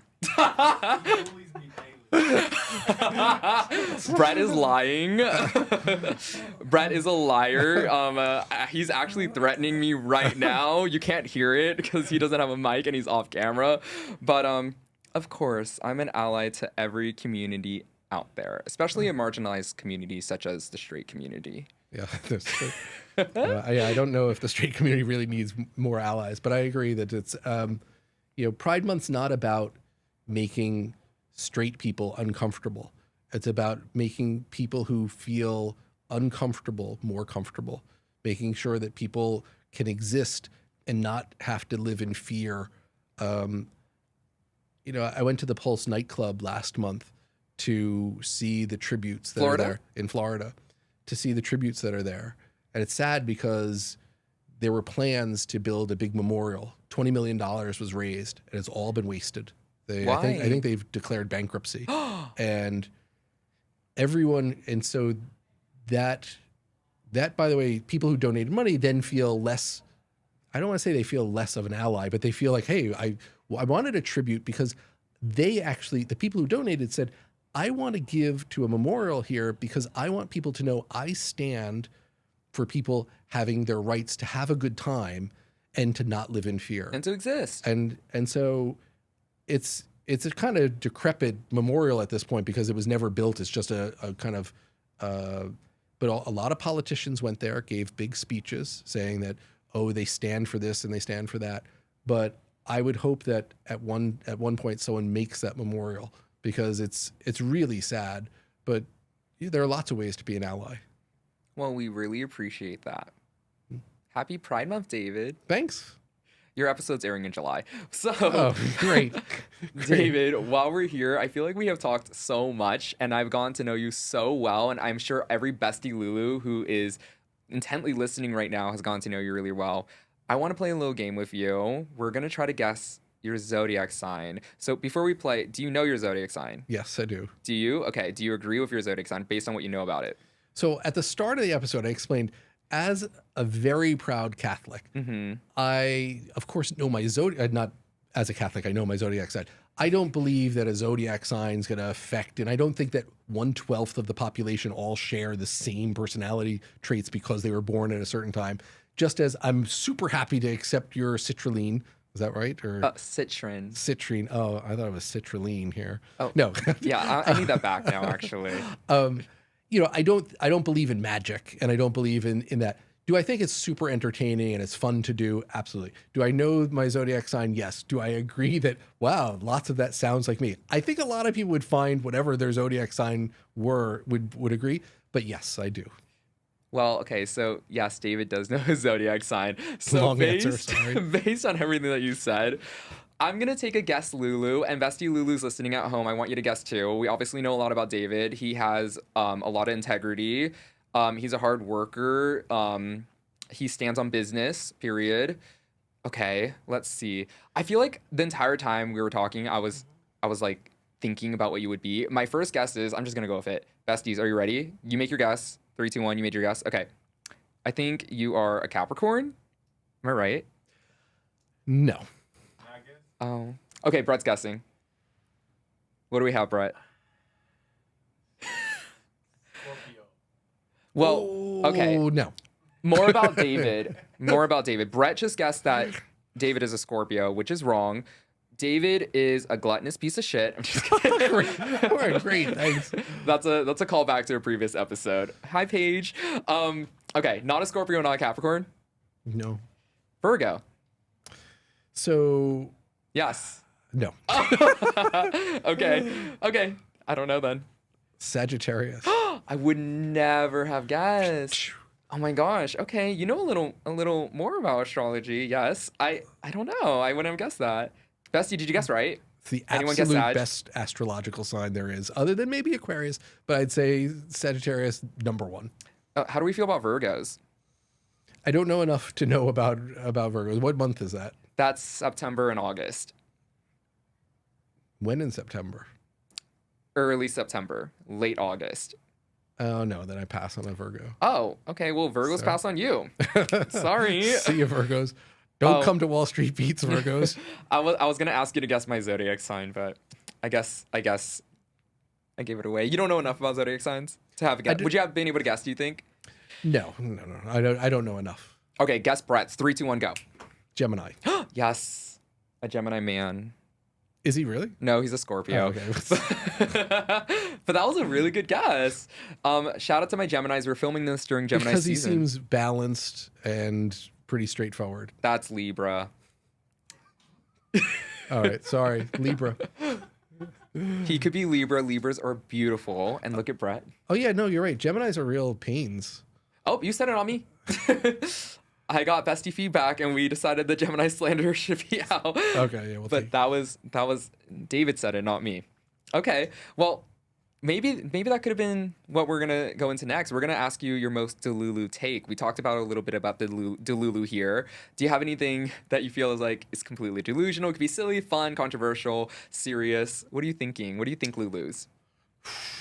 I have lots of those thoughts every day. I try to keep them pretty close so that people don't think I'm Delulu. Well, we want to hear it here on Delulu. Okay, so car rentals. Okay. Absolutely the worst thing people have to go through on a regular basis. We should not normalize that you sign up for a car, you rent the car, you do everything. And by the way, it's like applying for a job in the space station or something. You have to fill out all this sort of stuff. You show up, you still have to do it again. And whatever car you picked out ahead of time, they don't have. So they might as well just say, hey, random car. Yeah. And so this happened to me over the weekend. Oh no.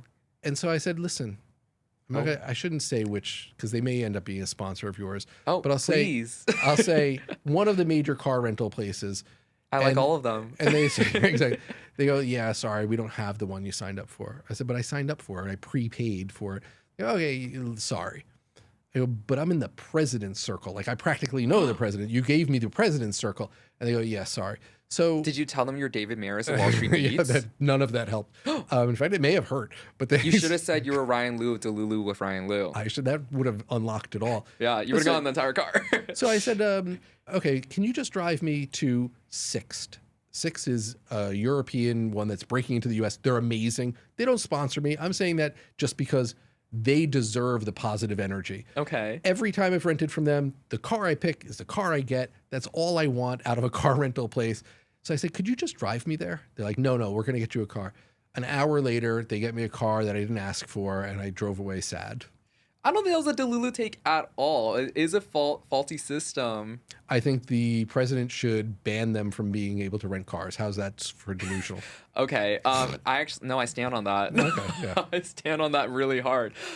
You have a vendetta against this car rental. I really do. I tweeted about it too. I was like, look, you guys are really bad about it. It's like you're horrible. And by the way, my co-writer is watching this right now, and he's like, yes, he did tweet about this. Yeah, and by the way, it's the same thing as going to get blood. Like at a lab company, yeah, there are only really two major ones. It's the same thing, miserable. In this day and age, you shouldn't make things miserable for customers. 100%. Okay, not Delulu. I feel like that was super. All right, you're right. It's a man of the people kind of. Absolutely. Give me opinion. something real juicy Delulu. Licorice is ridiculous. Oh, not the licorice stray. We got licorice in the kitchen. Okay. Get rid of it. It's disgusting. It's like eating plastic. They're going to find out that it's like 80% plastic one day. Sorry, Twizzlers, but it's gross. Anyone who gets that at a movie, like, have you ever had popcorn?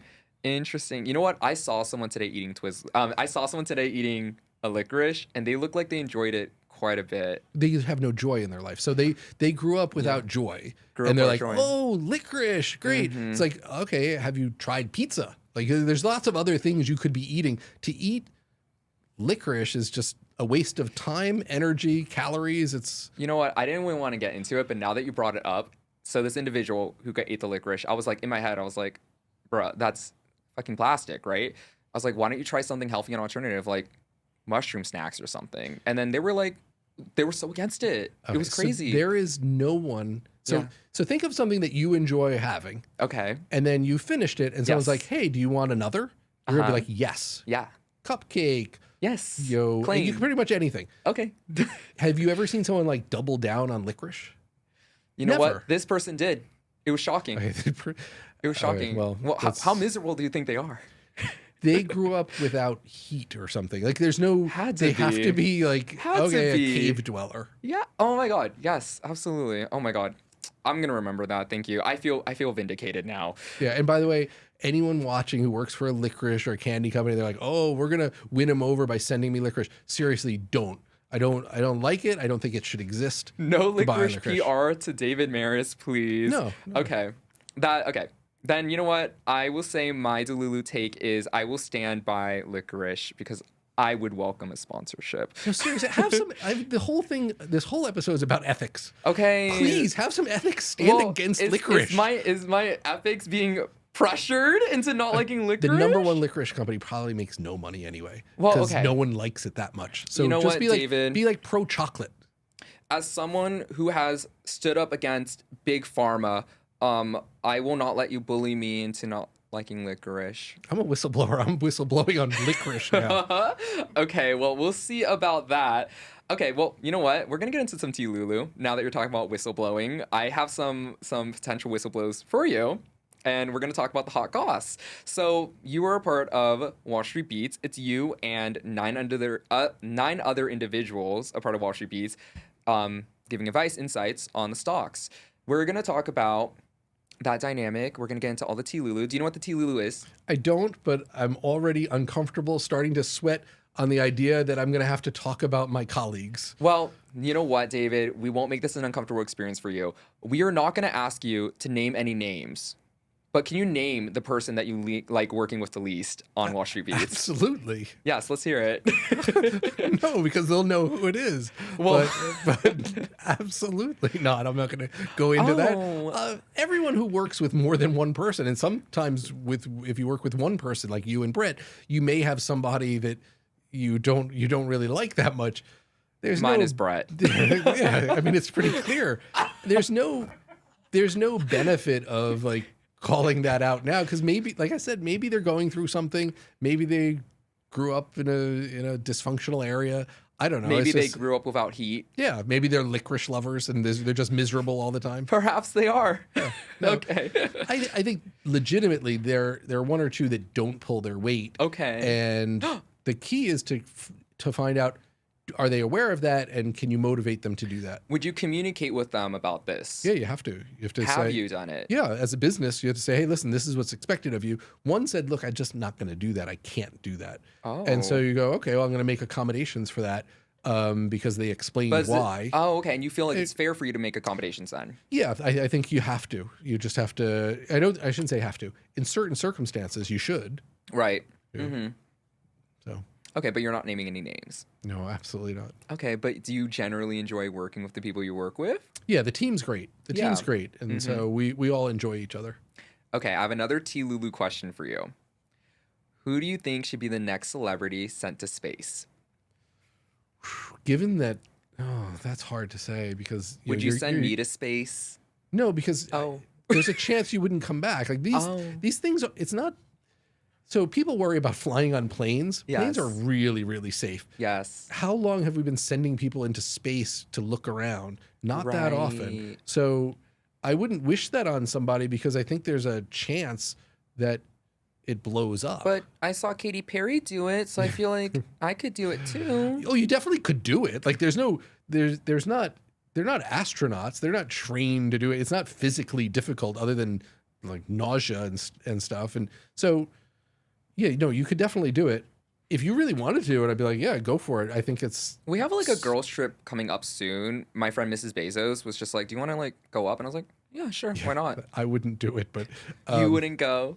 I wouldn't go if you paid me $1 million to go to space. What about 4.6 billion? No, I wouldn't do that. I think my family might throw me on it and say, listen, you're doing that. But no, I wouldn't do it. Okay. I love this world and I love this life. So risking it unnecessarily is a really bad idea in my view. What do you like about the world? Oh my gosh, so many things. Like, I'm amazed, and I know a lot of your viewers are going to be like, this is so silly. I'm amazed that daffodils come up every year. No, that's not silly at all. I love daffodils. No, it's just, here it is. It's the middle of winter. It's freezing cold. I wouldn't be able to last a half hour. These things last all winter, and then they come up year after year. That is so deeply you say, poetic and well, you say, what do I like about the world? You like everything.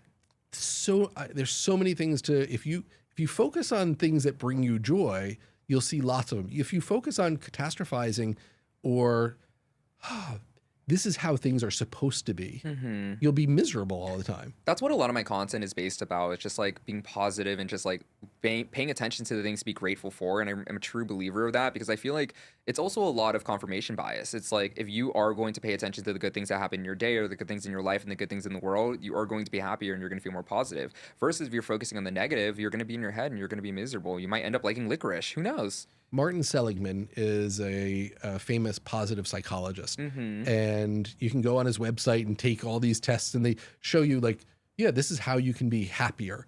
You can be happier if you do the things you like doing. So he has a thing called signature strengths. You take this very in-depth thing and you find out what you think are your strengths. So it's not necessarily like, you might say courage is your strength. What's your strength? And you go, yeah, I'm not going to get into that. They give you a few of them. Okay. But intellectual honesty was one of them, and integrity. Okay. So to fit with the Yes, the you're discussion. very on brand. Creativity and courage was one of them. That's why I used it. So I'm not going to tell you all of them, but the idea isn't that you actually have those things. It's the idea that you perceive them. If you use those things on a regular basis, you'll be happier because you feel like you're using your strengths. And yeah, it does work. Now I will say, if I relate that whole car rental thing back and I say, well, wait a second, you were just being miserable about that. I'd say the people that tried to help were fantastic. They didn't have the car. To be fair, they just didn't have the car there. So their system is messed up. The people there weren't messed up. They were super nice about it. They're like, let's try to find you a car. Now, they're not empowered to actually get me the car. But yeah, so if you look for the good, you'll find the good. I love that. Exactly. And I'm a big believer in that. I like to really focus on the positive things and like really just stay grounded in what I'm grateful for. And I think being grateful breeds more things to be grateful for. Yeah, people want to help people. So Dale Carnegie said, you know what? Why everyone loves puppies? Because they're unconditionally happy. They're happy to see you. Yeah. Guess what? People are happier to see you if you're a happy person. And you go, well, I'm not going to fake it. It's like, no, it's not about faking it. It's trying to really find the happiness and realize that, yeah, so your idea that good things come to people who are happier, it's true because people like to do things for people who are easier to get along with. Oh my gosh. Yeah, that's entirely true. Yeah, I like that puppy analogy. And we talked about BioVal. When you are difficult to people, guess what? They're difficult to you too. Ooh, that's Shade Lulu. Yeah, we were Googling BioVale because I was like, what the hell is that? And it came up, it was like BioVale scam, because of you. Yeah, I'm not gonna comment on anything. The lawsuit was the lawsuit and it was all resolved, and I think we were equally happy with how it was resolved. Are you media trained? No. I mean, if you mean like, have I ever sat down with someone who said like how to answer things? No, but I've been on CNBC a lot and NBC and ABC, like a lot of media, and all the letters. I tried to think. I don't think there's a media thing that I haven't been on. So that's true. You're even on Delulu. Exactly. This was the last of the bingo card. Oh yeah, the biggest one, the most well-respected one out of those that you've mentioned. Well, you know how you've been like quoting people throughout this entire podcast, Lulu? A couple of people, but not a lot, but okay. More than most of my guests do. Oh, okay. Do you think that when you leave set today, you'll start quoting me?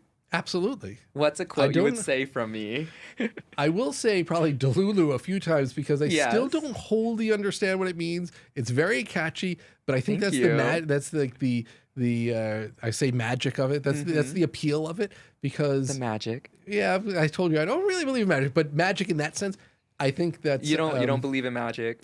I believe in magicians. Can we show the camera what you're holding? Yes, exactly what you've been clutching. Yeah, it's because I'm worried that I might have to use it as a weapon or something. So I'm like just holding on. And also, if I threw it over my shoulder, I was like, whatever. That really isn't very endearing. So it's not very nice. I mean, you're not gonna have to use it as a weapon. I don't do all my own fighting.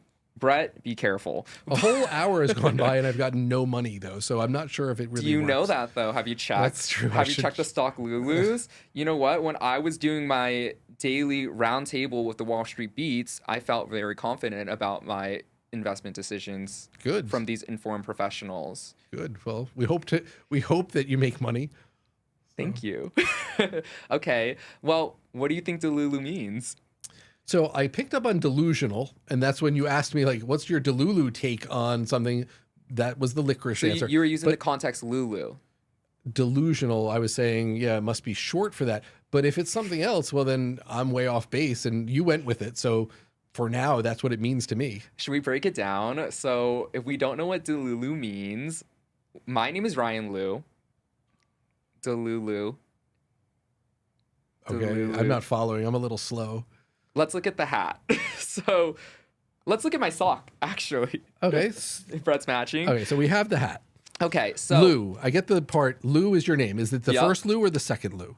well, it would be the second Lou. Okay. Yes. So then we have Delu. Delu, which is short for. I don't know. I thought delusional, but you kind of steered me away from that. So, I was just gaslighting you. It is short for delusional. oh, okay, got it. So this is Delulu Ryan Liu, where we talk about manifestation and we live our best Delulu lives. Awesome. Okay, so now I get it. So I was pretty much spot on already. Yes, you use the proper context Lulus to discover that it is about being delusional. Yes. All right. So did you Perfect. decide on what quote you're going to quote from me? I don't know, something I'm going to say, don't be Delulu, or I'm Ooh. going to say be Delulu to people, and they're going to be like, what is that? Or they're going to say, or they'll just laugh nervously and walk away. Well, you need to specify it's Delulu derogatory or Delulu, which is never derogatory. Yeah, so it's like, okay, that's Delulu.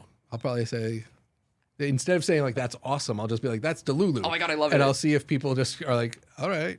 Yay! I get a royalty every time you say that. Okay, right. so we're going to move on to another game we're going to play with you. This All is right. Claim. We're never ending, are we? We're now going for another game. David, you're a yappuccino, and I have segments to get through. Did I not know that this was going to be hours? But all right, okay. Wait, let's get a time check. Brett, Oh, wait, you're at an hour 30 right we're going to play a game, David. We're going to play a game of claim or rebuke. So claim is you accept this. Rebuke is you reject it. I'm going to rapid fire some topics to you. Just Got it. you can give context, you can explain it, or you can just say what your answer is. Claim or rebuke. Are you ready? Why not claim or disclaim? I mean, it's a little catchier. Oh, because in Delulu it's claim or rebuke. Okay. Claim or rebuke. Okay. But on Wall Street Beats, you could do I could claim do- okay. disclaim. All right. Your show, your rules. All right. It would seem that way, David. Okay. Okay, so we're gonna start. You ready? Sure. First one, Katy Perry. Rebuke. Okay. No, I'm going to claim. Actually, I changed my mind. It should be easier than that. I'm going to claim because her hits are great. I'm going to go What's with our favorite that. Katy Perry song? California Girls is a pretty great song. Yeah. That's a pretty good one. What what's else? the one about the like shooting star one? Firework? Yeah, Firework. That's actually a great song. I'll go with that. My favorite Katy Perry song is Teenage Dream. And actually, interestingly enough, California Girls and Teenage Dream were co-written by upcoming Delulu guest Bonnie McKee. Oh, awesome. Okay. So I'll let her know that you love that song, David. And also that I claimed positive for Katy Perry. So we're going to do another one. What about Cardi B? Oh, absolutely rebuke. No hesitation on that one. I think she's the one who like drugged men. Oh, Wasn't she the one who drugged men when she was a exotic dancer? I don't know. I saw a tweet about that. So If that's true, I have to rebuke her. If it's not true, I apologize. it was your tweet. You tweeted that. Oh, did I? Okay, good. You had tweeted that. It felt too intense to bring onto the show. But now that we're here, Yeah. it was your own tweet. It was Okay. probably, if I remember, it had to do with like, why is anyone listening to her about a presidential pick? It You was should- exactly that. Yeah, why would you listen to, first of all, why should you listen to any star unless you've, like, they're just people like you know, Bruce Springsteen, he's just a guy. He doesn't have any, you know, he's a billionaire or close to being a billionaire. We say billionaires are out of touch, but we don't say Bruce Springsteen's out of touch. But he's just a person. He has a right to say what he says. But Cardi B, if what's said about her is true and she drugged people, like I give people a lot of grace. It's hard to overcome like, oh yeah, I was in a mixed up position. I thought that was okay. Absolutely understandable. What about Elon Musk? Oh, I'm a huge fan of a lot of things that he does. I think he's brilliantly smart, but like most people, you can be really smart but not be maybe a great dad. I don't know him well enough to know that he's not a great dad, but the stuff that he did at Doge, absolutely fine in my book. I know a lot of people who, my kids don't like him and the rest. You're giving me a look like he's definitely a rebuke. I'm going to claim. So what about if we were claiming or rebuking space? Why? But let's focus on Elon Musk. Like he kind of made electric cars okay. He invented and came up with a way to get people and satellites to space so much cheaper than anyone else has done. He did the Doge stuff at our request. He didn't have to do it. So let's take in all his accomplishments, right? Now let's look at the integrity of him as a person. What do we feel about that? Yeah, so I don't know enough about that to have an opinion, but I think like his drama with what I've read about his drama with his ex-wives or the people that he's had children with, it's not how I'd conduct myself. If you're that rich, I wouldn't be arguing over money, but I don't live that life, so I don't know. Maybe there's stuff behind the scenes that we don't know. So I'd say I don't know enough about that. I only know like, okay, the things that he's done, or I only look at that objectively, that part objectively. That is a very fascinating take. That's a nice way of saying you totally disagree, but that's all right. It's okay to disagree. I totally disagree. So my next one is space.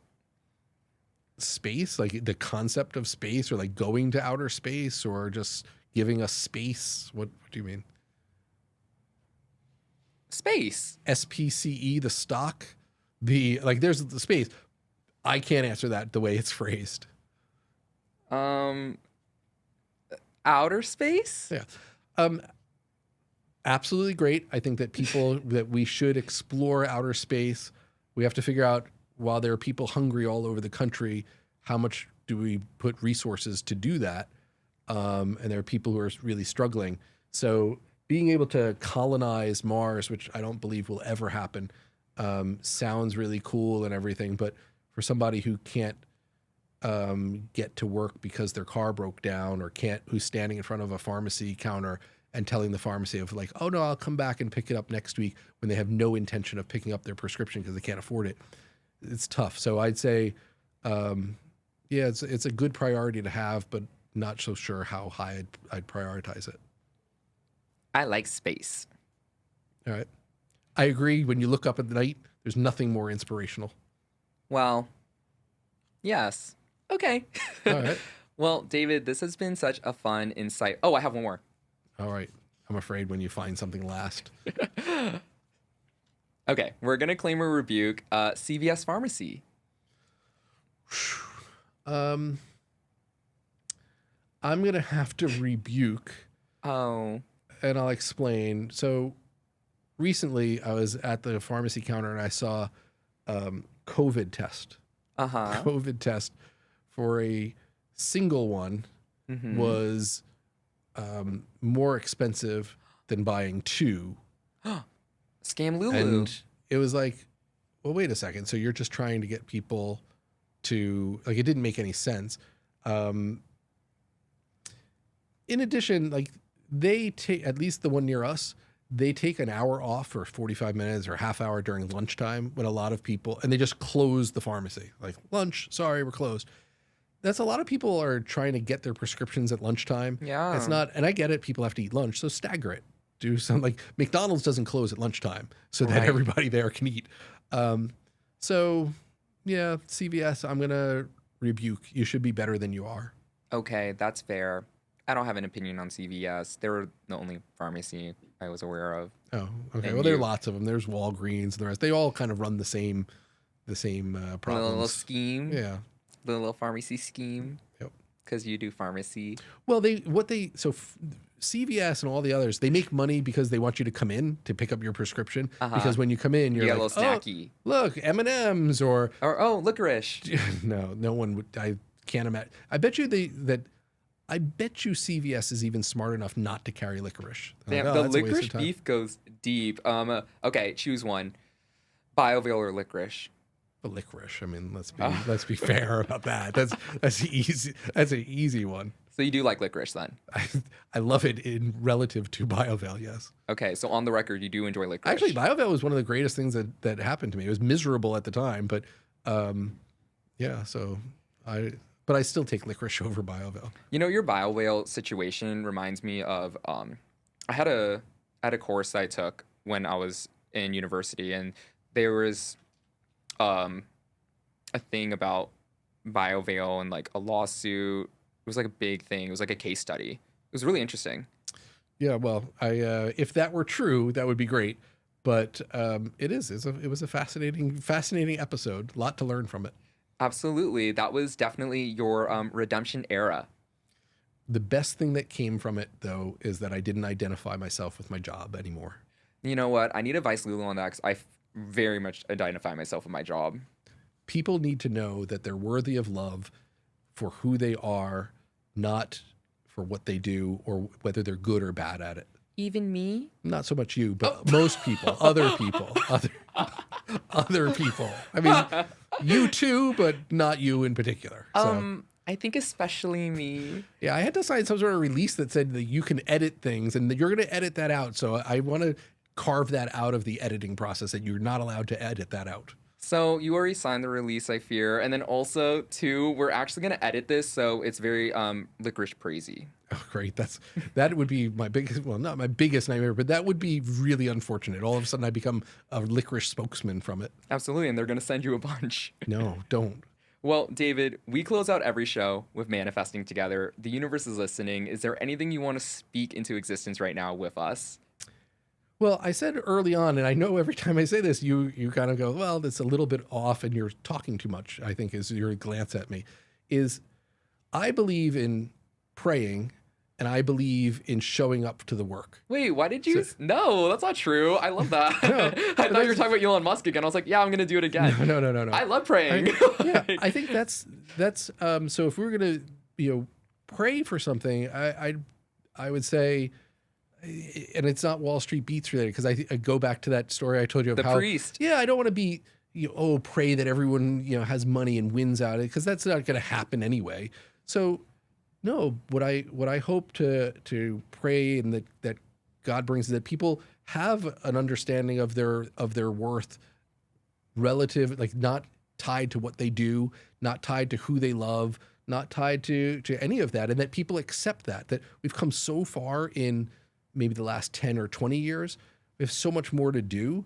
So I would hope that, I really would hope that I would wish that into existence, and I pray for that, and people can take little steps I am claiming that, absolutely. And it all starts with you, bestie Lulu, and being that positive change.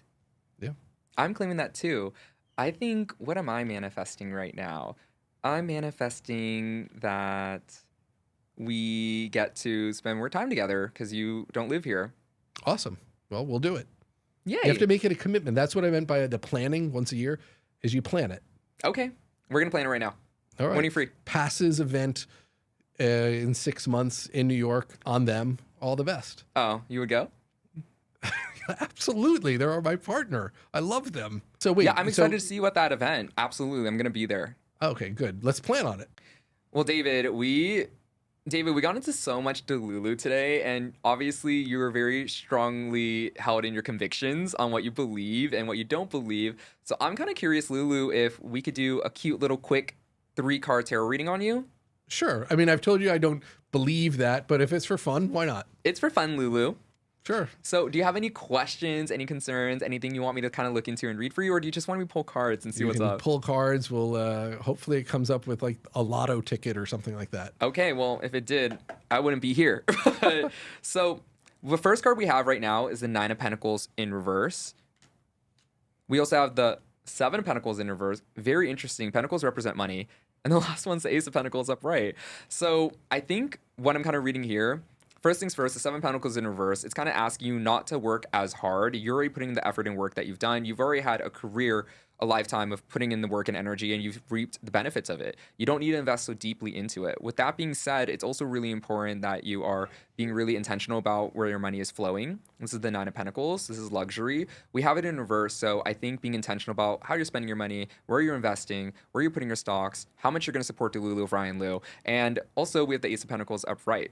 This thing, an opportunity is going to come to you. So I think you're going to have something come in that could be very exciting for you very soon. You're going to tell us. Even more than today.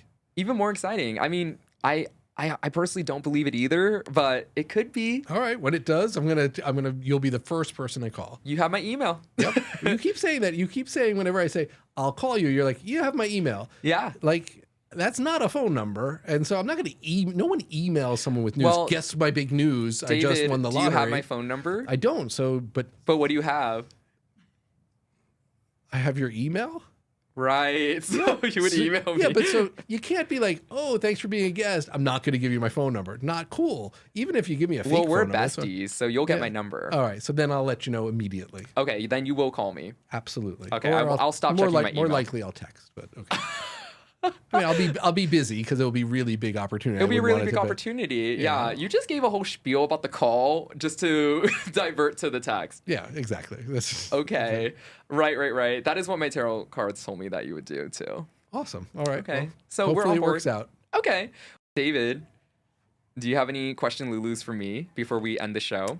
So I've been on a lot of like news things. I mentioned that earlier. A lot of different less prestigious. Yes. But no one's ever had teddy bears. So what's the deal with the teddy bears? So the teddy bears, I wanted a little comfort toy, and it actually was originally birthed from wanting to give our producer Brett a little Delulu teddy bear. It's just super cute. He is a miserable, anxious, licorice-loving person, so I figured he could have one, and he looked really comfy when he had one. So I thought, why don't my guests and I have one for the show too? Okay, so this isn't one that you took from him, right? This is a new one. Brett had the original. Okay. Yes. Perfect. Okay. These are the siblings of Brett's. Okay, awesome. That's a good question. What else you got for me? 2 years from now, Yes. what's your vision for you? Hopefully at that point, we would have toured the podcast at some point in the next year. 2 years from now, my book for sure will be out, Delulu of Ryan Liu. Delulu to True Lulu, your 10 easy principle. It's a long name. We'll get back to it, but that book will be out in 2 years, and we'll just continue to be making amazing things, building the world of Delulu, the DCU, the Delulu Cinematic Universe. That's what I'm hoping for. That's what I'm manifesting. Awesome. Great question. What about you? 2 years from now? You come back for Delulu All-Star season? I'll come back for the All-Star season. I'll have to see how this ticket sales are for the podcast tour if I join.